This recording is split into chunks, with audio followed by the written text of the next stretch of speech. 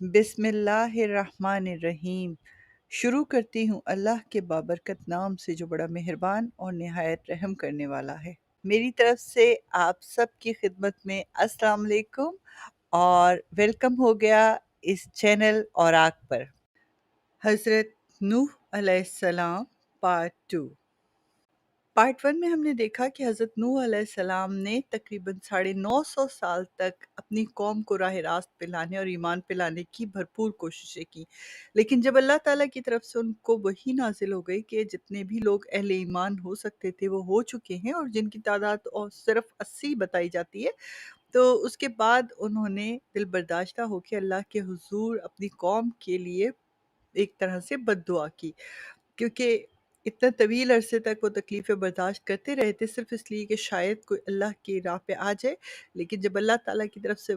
ये कन्फ़र्म हो गया वही के ज़रिए कि अब कोई और ईमान नहीं लाएगा, तो उनको दुःख हुआ और उस दुःख में उन्होंने एक बद्दुआ की। उस बद्दुआ से पहले अल्लाह ताला ने उनको एक कश्ती बनाने का हुक्म दिया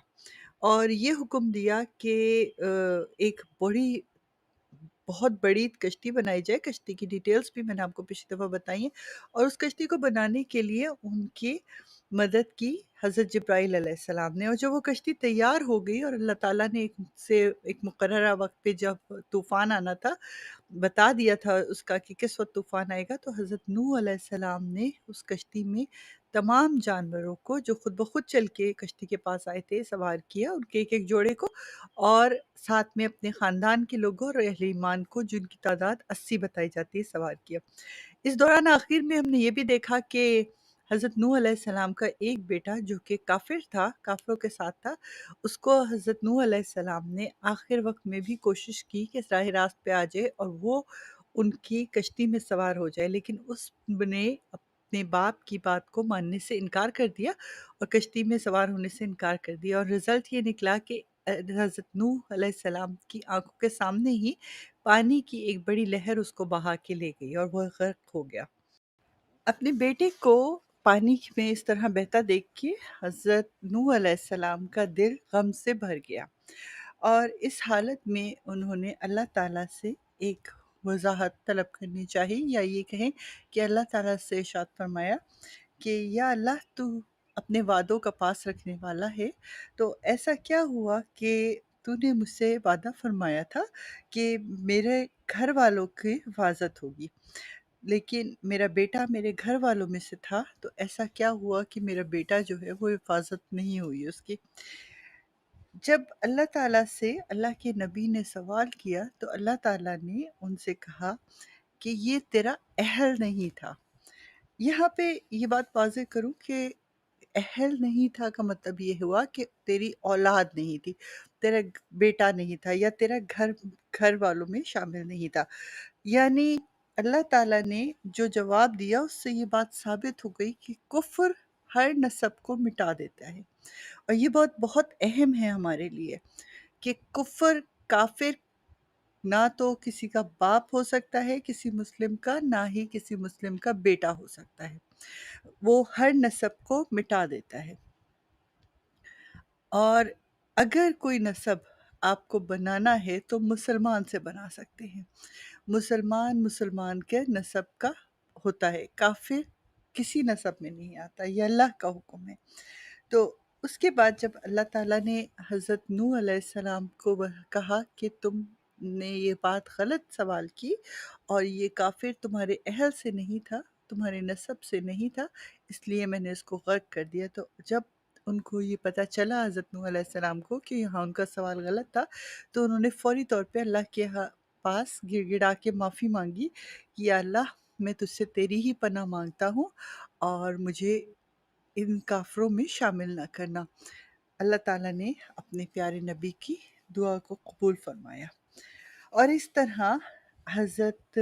नूह अलैहिस्सलाम ने जब अपनी कश्ती को में तमाम लोगों को सवार कर लिया, तो अचानक से अल्लाह ताला ने हुक्म दिया आसमान को कि शदीद किस्म का मेंह बरसाए, बारिश बरसाए, और ज़मीन के अंदर के पानी को हुक्म दिया कि वो ज़मीन से बुलंद तरीन हो जाए। और कहा यह जाता है कि इतना शदीद तूफ़ान आया کہ جس نے پہاڑوں کو بھی ہلا دیا، اور کوئی سی ہوش، کوئی جاندار، نہ چرند پرند، نہ درخت، نہ کوئی اور انسان، کوئی بھی اس زمین پہ اس طوفان کا مقابلہ کرنے کے قابل نہیں تھا۔ طوفان کی شدت یا طوفان کس طرح سے آیا تھا، اس کا ذکر اللہ تعالیٰ نے سورہ قمر آیت نمبر 11 اور 12 میں کیا ہے۔ میں ترجمہ آپ کو سناتی ہوں۔ 11 کا ترجمہ ہے، تو ہم نے آسمان کے دروازے کھول دیے زور کے بہتے پانی سے، اور اسی سورت کے 12ویں آیت کا ترجمہ ہے، اور زمین میں چشمے جاری کر دیے تو پانی ایک کام کے لیے جو مقدر ہو چکا تھا جمع ہو گیا۔ یعنی زمین سے چشمے بھی ابلنے لگے اور آسمان سے میںہ بھی برسنے لگا۔ اور سورہ ہود کی آیتوں سے پتہ چلتا ہے ہمیں کہ یہ سفر 40 دن 40 راتیں، یعنی مستقل طوفان میں رہا 40 دن 40 راتوں کا۔ اور اس شدید طوفان میں صرف ایک کشتی تھی جو اللہ کی حفاظت میں آگے بڑھتی جا رہی تھی۔ اب یہاں پہ ایک دو باتیں دلچسپ ہیں جو غیر مسلموں کے حوالے سے ہیں۔ توریت میں حضرت نوح علیہ السلام کے طوفان کو نہیں مانا گیا، لیکن یہ ضرور کہا گیا ہے کہ کوئی ایسی کشتی تھی جو بہت ہی بڑی تھی، اور اسی طرح سے دوسری کتابوں میں بھی حضرت نوح علیہ السلام کے طوفان کو مانا گیا ہے علاوہ توریت کے، اور وہاں بھی اس کشتی کا ذکر پایا جاتا ہے، اور یہ بتایا جاتا ہے کہ پوری دنیا کی تمام کل عالم جو ہیں وہ غرق ہو گئے، صرف ایک کشتی میں موجود کچھ افراد تھے جو زندہ رہے، اور جنہوں نے بعد میں طوفان نوح کے بعد زمین کو آباد کیا، اور اسی وجہ سے حضرت نوح علیہ السلام کو آدم ثانی کہا جاتا ہے، یعنی اب جتنی بھی دنیا میں قومیں آباد ہیں وہ سب کا شجرہ جو ہے وہ حضرت نوح علیہ السلام سے سٹارٹ ہوتا ہے۔ یہ بات پہلے بھی بتائی جا چکی تھی کہ حضرت نوح علیہ السلام کے ساتھ ان کے 3 بیٹے جو تھے وہ کشتی میں موجود تھے، جن کا نام جو ہے وہ سام، حام اور یافس بتایا جاتا ہے۔ میں ان کے بارے میں پچھلے پارٹ میں تھوڑا سا بتا بھی چکی ہوں کہ کہاں کہاں کس طرح سے قوم آباد ہوئی۔ خیر، اب جب طوفان شروع ہوا تو نبی پاک نے یہ حکم دیا اپنے لوگوں کو جب وہ بیٹھ گئے کہ ایک خاص مخصوص دعا ہے جو انہوں نے کہا کہ یہ پڑھی جائے۔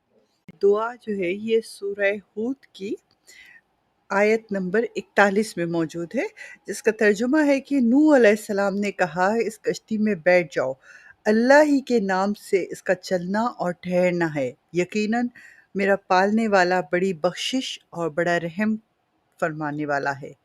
بے شک۔ اور اس طرح تقریباً 40 دن 40 راتوں کی مسلسل طوفان کے بعد اللہ تعالیٰ نے سورہ ہود آیت نمبر 44 میں فرمایا ہے کہ جب اللہ تعالیٰ نے حکم دیا کہ اے زمین اپنا پانی نگل لے اور آسمان تھم جا، اور پانی خشک کر دیا گیا اور کام تمام ہوا اور کشتی کوہ جود پر جا کر ٹھہر گئی، اور فرمایا کہ دور ہو بے انصاف لوگ، یعنی اب جو ہے وہ بے انصاف لوگوں سے ان کو دور کر دیے گئے، جتنے بھی لوگ تھے وہ زمین پہ جو بے انصافیاں پھیلاتے تھے ان کو سب کو اللہ کے عذاب نے گھیر لیا، اور وہ اپنے انجام کو پہنچے تو جھوت پہاڑی کے اوپر کشتی کو ٹھہرا دیا گیا۔ اب یہاں پہ کچھ کتابوں میں کچھ جگہوں پہ ہمیں ایک بات ملتی ہے جو کہ بہت مانی جاتی ہے کہ اس وقت حضرت نوح علیہ السلام نے سب سے پہلے کوے کو حکم دیا کہ جائے اور جا کے زمین کا جائزہ لے کے آئے، تو کہتے ہیں کہ کوے نے کچھ مردار وہاں پائے تو وہ ان کے اوپر اس نے وقت لگا دیا اور واپس آ گیا، مگر کوئی خبر نہیں لے کے آیا، تو اللہ تعالیٰ کے حکم سے انہوں نے ایک کبوتر کو بھیجا، کبوتر گیا اور واپس آ گیا، جس سے حضرت نوح علیہ السلام نے یہ اندازہ لگا لیا کہ ابھی زمین رہنے کے قابل نہیں ہوئی ہے۔ پھر کچھ دن کے بعد دوبارہ کبوتر کو بھیجا گیا تو وہ اپنے منہ میں زیتون کی ایک ٹہنی لے کے آیا، جس سے ان کو یہ اندازہ ہو گیا کہ زمین سے پانی اب نسبتاً کم ہو گیا ہے، اور اس وقت دوبارہ سے درخت جو ہے وہ اگنے شروع ہو گئے ہیں۔ اور یہی عمل جب تیسری دفعہ دہرایا گیا تو کبوتر کے پیروں میں مٹی لگی ہوئی تھی، جس سے یہ بات کا اندازہ ہو گیا کہ اب زمین کی حالت اس طرح کی ہو گئی ہے کہ وہ زمین کے اوپر اتر سکتے ہیں۔ دوسری طرف اللہ تعالیٰ کا فرمان بھی آ گیا۔ بات کا ذکر، اس فرمان کا ذکر ہمیں آیت نمبر 48 سورہ ہود میں ہی ملتا ہے۔ فرمایا گیا کہ اے نوح کشتی سے اتر ہماری طرف سے سلام اور برکتوں کے ساتھ، جو تجھ پر اور تیرے ساتھ کے کچھ گروہوں پر ہے، اور کچھ گروہ ہیں جنہیں ہم دنیا برتنے دیں گے، پھر انہیں ہماری طرف سے دردناک عذاب بھی پہنچے گا۔ یعنی یہ کہ اللہ تعالیٰ نے حضرت نوح علیہ السلام کو حکم دیا کہ اب وہ زمین پر اتر جائیں اور اپنے ساتھ جو لوگ ہیں ان کو پھیلائیں، آبادی کے لیے پھیلائیں، اور ساتھ میں یہ بھی ایک طرح سے بتا دیا کہ ان میں سے بھی کچھ لوگ ہوں گے جو شر کی طرف جائیں گے، اور اس کے بعد وہ شر کی وجہ سے اللہ تعالیٰ کے عذاب میں بھی مبتلا ہوں گے۔ تو یعنی اگر مختصر بات کریں تو اب دنیا کو پھیلانے کا حکم جاری ہو گیا۔ روایت ہے کہ جس دن حضرت نوح علیہ السلام نے اپنے اہل ایمان ساتھیوں کے ساتھ کشتی سے باہر قدم رکھا، وہ محرم الحرام کی 10 تاریخ تھی۔ آپ نے باہر نکلنے کے بعد سب سے پہلے اللہ کا شکر ادا کیا اور شکرانے کے نوافل ادا کیے، اور اس کے بعد ایک تابوت جس میں حضرت آدم علیہ السلام کی وصیت کے مطابق ان کی ہڈیاں تھیں، اس کو نکال کے مقررہ جگہ پر دفن کیا گیا۔ اگر آپ کو تھوڑا سا یاد کراتی چلوں کہ حضرت آدم علیہ السلام کو حضرت نوح علیہ السلام کے طوفان کے بارے میں علم تھا، اور انہوں نے اپنے بیٹے حضرت شیث علیہ السلام کو یہ حکم دیا تھا کہ اگر تم نوح علیہ السلام کا زمانہ پاؤ تو میری ہڈیوں کو اس جگہ سے نکال لینا جس جگہ وہ دفن ہے، اور اسے اس نیک کشتی میں جو نوح علیہ السلام تیار کریں گے رکھ دینا۔ اور یہ درد سینہ بسینہ یہ بات نصیحت حضرت آدم علیہ السلام کی حضرت نوح علیہ السلام تک پہنچ گئی تھی، اور انہوں نے ان کی ہڈیوں کو تابوت میں رکھ کے اس کشتی میں رکھ لیا تھا۔ تو انہوں نے یہ کام بھی کیا کہ ان ہڈیوں کو، اس تابوت کو اپنے بیٹوں کی مدد سے دوبارہ سے دفن کیا، اور اس کے بعد اللہ تعالیٰ کی طرف سے ان کو بہت سارے احکامات نازل ہوئے، اور اس جگہ کو آباد کرنے کے لیے پورے قوانین دیے گئے۔ ان میں ایک بڑا قانون یہ تھا کہ ان جانداروں کا گوشت کھاؤ جو تم پر حلال کیے گئے ہیں، لیکن ان کا خون پینے سے منع فرمایا تھا۔ اور اس کے علاوہ انہوں نے بہت سارے نصیحتوں میں یہ تھا کہ ایمانداری اور انصاف کے ساتھ زمین پہ رہو، حکومت دولی نہ کرو، اور جس نے بھی حکومت دولی کی، اللہ تعالیٰ کے فرمان سے بغاوت کی، وہ جہنم کا ایندھن بنے گا۔ کہا یہ جاتا ہے کہ حضرت آدم علیہ السلام، اب یہاں پہ روایتیں تھوڑی سی چینج ہیں۔ ایک جگہ میں نے پڑھا کہ 300 سال تک وہ زندہ رہے، اور ایک جگہ میں نے پڑھا کہ 50-60 سال مزید زندہ رہے، لیکن 300 سال والی روایت زیادہ صحیح لگتی ہے۔ اور اس میں حضرت نوح علیہ السلام جو ہیں وہ اتنے عرصے تک زمین پہ رہے، اس میں ان کی اولادیں چاروں طرف پھیل گئیں، اور انہوں نے اپنی اپنی بستیاں بسا لی، اور کہا یہ جاتا ہے کہ اس وقت سب سے پہلے جو بابل شہر تھا وہ آباد کیا گیا، اور ان 80 لوگوں نے جب بابل شہر آباد کیا تو اس کا ٹوٹل رقبہ 96 کلومیٹر تھا، یعنی 96 کلومیٹر کا ایک رقبہ تھا جس میں انہوں نے بابل شہر آباد کیا تھا۔ لیکن بعد میں آہستہ آہستہ لوگ پھیلتے چلے گئے، اور آپ کو میں نے بتایا تھا کہ سام، حام اور یافس کی اولاد جو ہے وہ مختلف سمتوں میں پھیل گئی، اور آبادی میں اضافہ ہونے لگا، اور پھر آبادی ہزاروں ہزاروں سے لاکھوں اور لاکھوں سے کروڑوں میں چلی گئی۔ اب اگر ہم بات کریں نبیوں کی اور اور باقی ان کی اولادوں کی، تو ہم نے دیکھا کہ حضرت آدم علیہ السلام کے بعد حضرت شیث علیہ السلام دنیا میں آئے، نبی بن کے، جو ان کے بیٹے تھے، اور اس کے بعد حضرت شیث علیہ السلام کی 5ویں نسل سے حضرت ادریس علیہ السلام آئے، اور پھر حضرت ادریس علیہ السلام جو ہیں وہ پردادا تھے حضرت نوح علیہ السلام کے۔ تو یہاں تک تو ہم نے آرام سے نبیوں کا شجر نسب نکال لیا، اور ہم نے کافی زیادہ ڈیٹیل لے لی۔ اب جو شجر نسب چل رہا ہے، یہ اب جو انبیاء علیہ السلام کی طرف جائیں گے، تو اب جو بات ہمیں نظر آتی ہے وہ یہ کہ سام سے ساری انبیاء کی اولاد انبیاء جو ہیں ان کا تعلق بنتا ہے۔ باقی کے دو جتنے بھی دو بیٹے جو ان کے تھے، وہ ان کی قوم سے ہمیں انبیاء علیہ السلام نظر نہیں آتے۔ سام کے بھی 11 بیٹے تھے، مگر ان میں سے دو بیٹے جو ہیں ان کے ارفخشد اور ارم، ان کے پاس ہمیں یہ نظر آتا ہے کہ ان کی نسلوں سے پھر انبیاء علیہ السلام جاتے ہیں، اور ارفخشد جو ہیں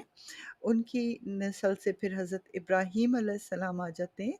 اور جو ارم ہے ان کی نسل سے ہمیں حضرت صالح علیہ السلام اور حضرت ہود علیہ السلام نظر آ رہے ہیں۔ اور پھر اس کے بعد جب حضرت ابراہیم علیہ السلام آ جاتے ہیں تو وہاں پہ ہم دیکھتے ہیں کہ حضرت ابراہیم علیہ السلام کے بعد پھر میں نے آپ کو حضرت ابراہیم علیہ السلام کے قصے میں بتایا تھا کہ حضرت اسماعیل اور حضرت اسحاق علیہ السلام آ جاتے ہیں۔ تو اب جو ہے ہم تھوڑا سا پہلے ارم کی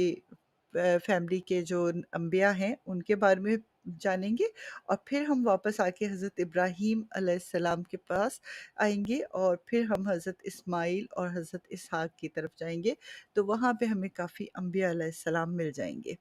تو اب تھوڑا سا آبادی پھیل گئی ہے، تو آبادی پھیلنے کے ساتھ ساتھ جو ہے وہ انبیاء علیہ السلام بھی پھیلتے چلے جا رہے ہیں، اور ان کی شجر نسب بھی پھیلتا چلا جا رہا ہے۔ ہم کوشش یہ کریں گے کہ زیادہ سے زیادہ انبیاء علیہ السلام کو کور کریں۔ سب 1,24,000 کا تو ذکر ہم نہیں کر پائیں گے شاید، اور نہ ہی ہمارے لیے یہ ممکن ہوگا، مگر ہم یہ ضرور ٹرائی کریں گے کہ جتنا میکسیمم ہم کر سکیں ذکر وہ ہم کر لیں۔ تو انشاءاللہ اگلی دفعہ جب ہماری آپ کی ملاقات ہوگی تو ہم حضرت صالح علیہ السلام اور حضرت ہود علیہ السلام اور حضرت لوط علیہ السلام اور پھر انہی کی طرف کور کریں گے، اور اس دعا کے ساتھ کہ اللہ تعالیٰ ہم سب کو نیکی پہ چلنے کی توفیق عطا فرمائے، آپ سب سے اجازت چاہوں گی۔ انشاءاللہ اگلے انبیاء علیہ السلام کے قصوں کے ساتھ ہم پھر ایک دفعہ ملیں گے۔ اپنا بہت سارا خیال رکھیے گا اور دعاؤں میں یاد رکھیے گا۔ اللہ حافظ۔